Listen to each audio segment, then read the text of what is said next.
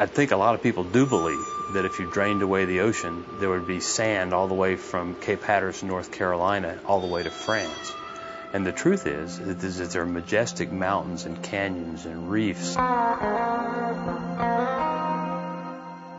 Geologists previously thought they were just sand dunes, and they had no idea that these were living coral reefs. These coral ecosystems are enchanting, they're magical, it's like Dr. Seuss went crazy down there. We have an entire system that is probably over 23,000 square miles of essentially pristine, unimpacted habitats. We want to understand our communities. In order to use a community, whether it's a redwood forest or a cornfield or a deep coral bank, to the benefit of mankind, requires that we understand that community. And that's what we're trying to do before it's lost. There aren't many other places like this in the world.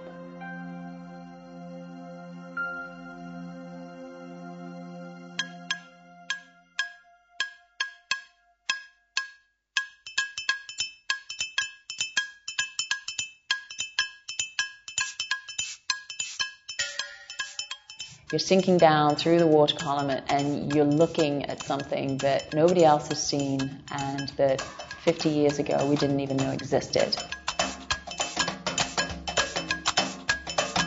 It was like a very deep blue, and then you saw this big white structure looming off the bottom, and this was the reef. Yeah, Dan, be advised, you're 60 feet from the target, 60 feet. Every time we go down in the research submersible, we find something new because we're actually looking at the environment. We're using our eyes and our ears and a variety of instruments to collect data in areas that have never been seen before.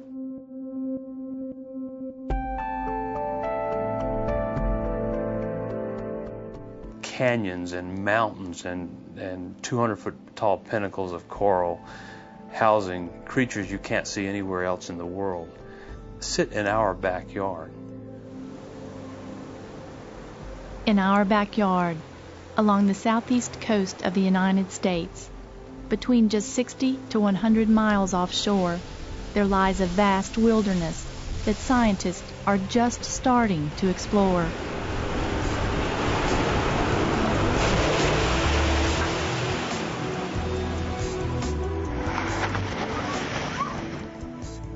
The Blake Plateau, the Charleston Bump, Stetson Reefs, Portales Terrace. From North Carolina to Florida, these are just a few of the new frontiers that are being explored. Most of them don't even have names yet. Many of them are just being mapped. But even as scientists seek to discover and describe, these communities are at risk of being destroyed.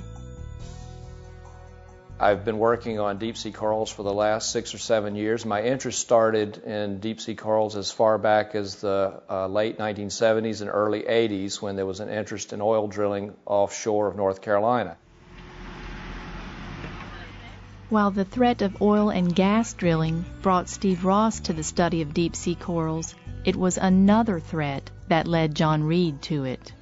There are fishing trawls worldwide destroying deepwater coral reefs off the coast of Norway and Sweden and Tasmania, Australia, New Zealand.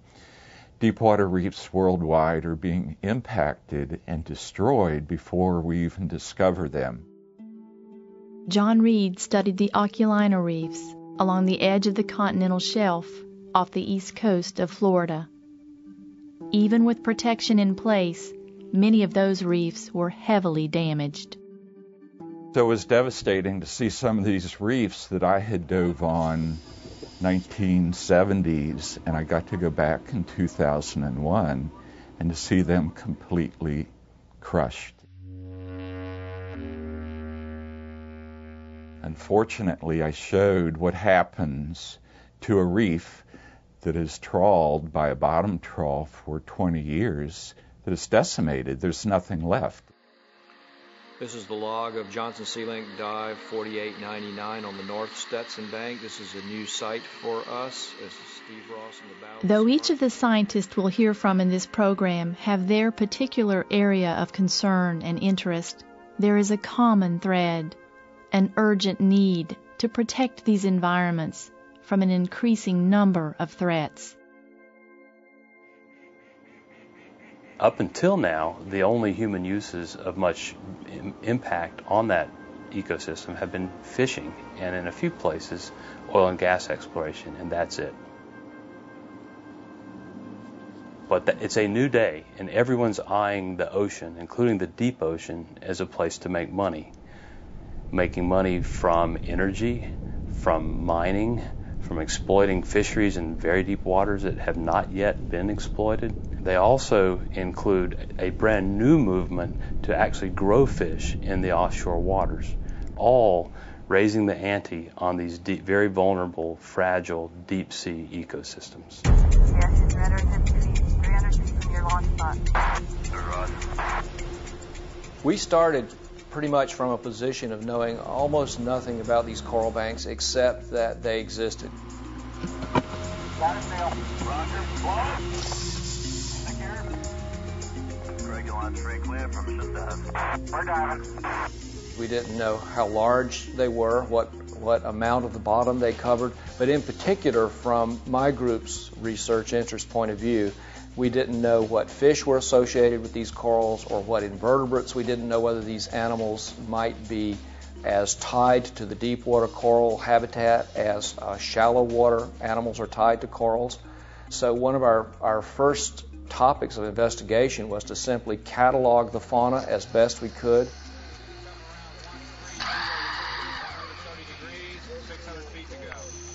We so far have documented 99 species of fishes on and around the coral reefs. This is more fish than have yet been documented for deep sea corals anywhere else in the world. This is an extremely exciting kind of find in any branch of science where we're trying to document biodiversity, we're trying to learn just how many animals are in a place and how they're using it. Hey Marcel, what's that? My interests are primarily in reef fish, particularly deep water reef fish, and I have a staff that conducts life history studies on these species. And we're interested in determining how many are out there and how many can be caught without having an impact on the population. So in order to do that, we need to know where they live and what they eat and how fast they grow and how fast they reproduce. And it's particularly of concern in deep water reefs, like Lophelia reefs, because the fish that live there have a tendency to grow slow and mature late. And slow-growing fish don't generally make good fishery species because they're very hard to replace after you catch one. One of the specific fish that George Sedberry and his team of researchers are studying is the wreckfish, a very large, slow-growing, commercially sought-after fish. Doing submersible dives enabled us to get down on the bottom and see what the wreckfish were doing. Wreckfish like to shelter from the very strong Gulf Stream current by hiding behind these mounds or hiding behind rocks. So wherever you find rocks or caves or pinnacles or coral mounds, you're going to find a lot of wreckfish. In addition to shelter, the deepwater habitats are proving to be very important in the life cycle of many fish, even some shallow water fish.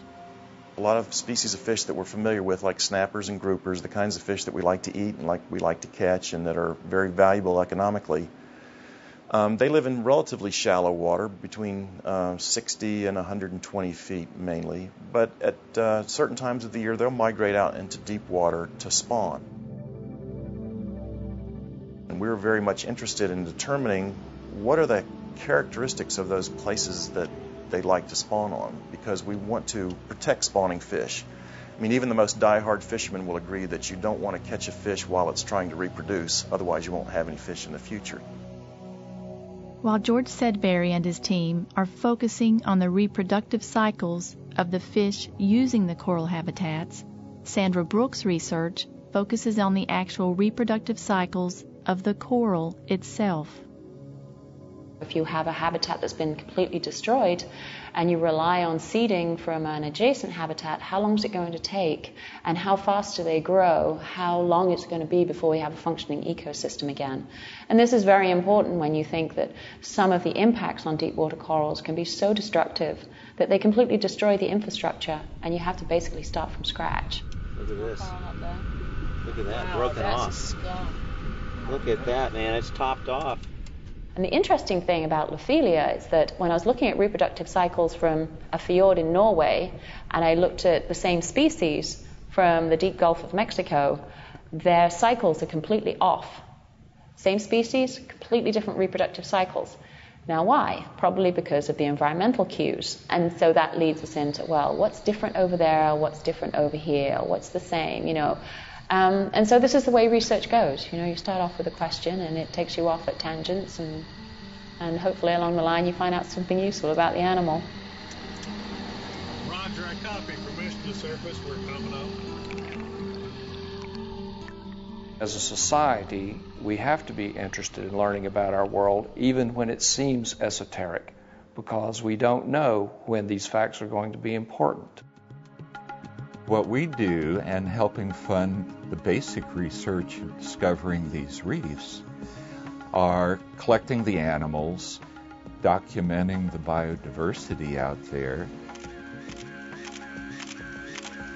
discovering new species, but then testing a small portion of each specimen that we collect to see if it's biologically active. Does it kill bacteria? Does that sponge juice kill cancer cells? And if it does, what is the chemical compound in that sponge juice that is killing the cancer cell in a test tube? And is that chemical compound something new or novel that we can synthesize in the lab?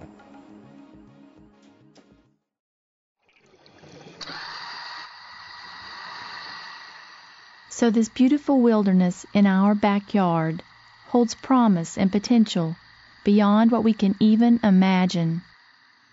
My depth is 1335. We're at the base of the ridge. But deep-sea research is very expensive. And even as scientists seek more sophisticated knowledge of these places, there is still the very basic need to simply find and map them.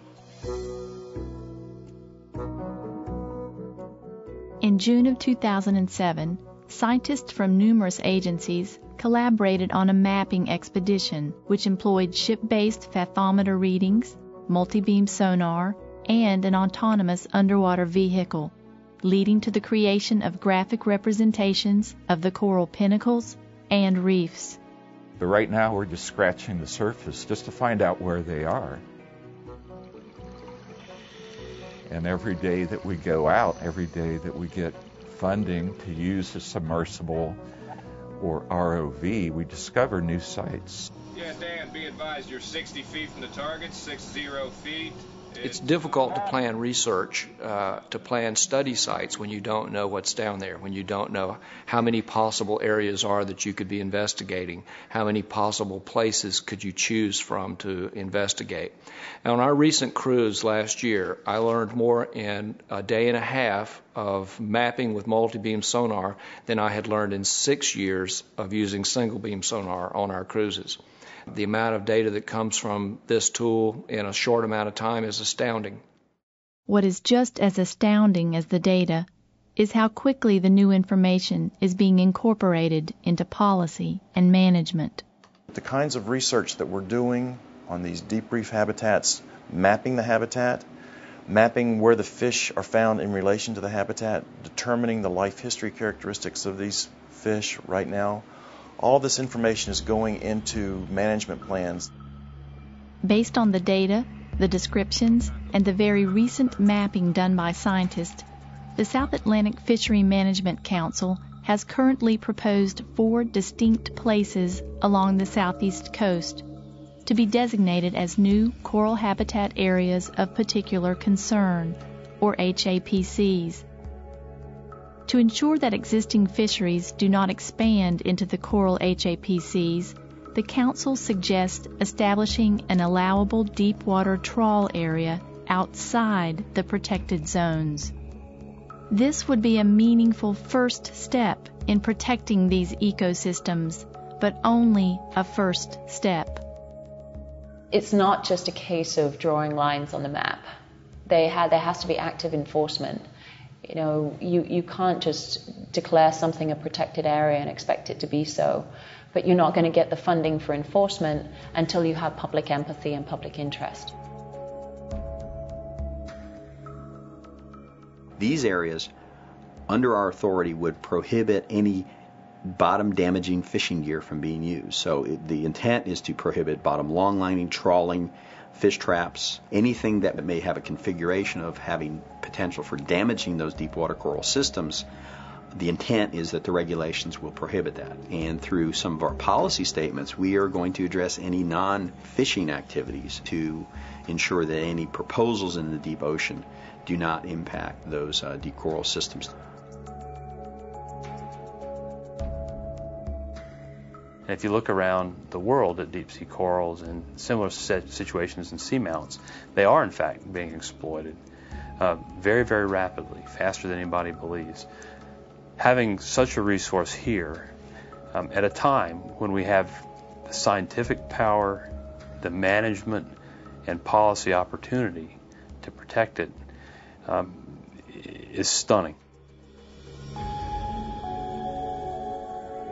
We know now that in our backyard, along the coast of the Southeast, there are ecosystems that hold the key to keeping our oceans vital.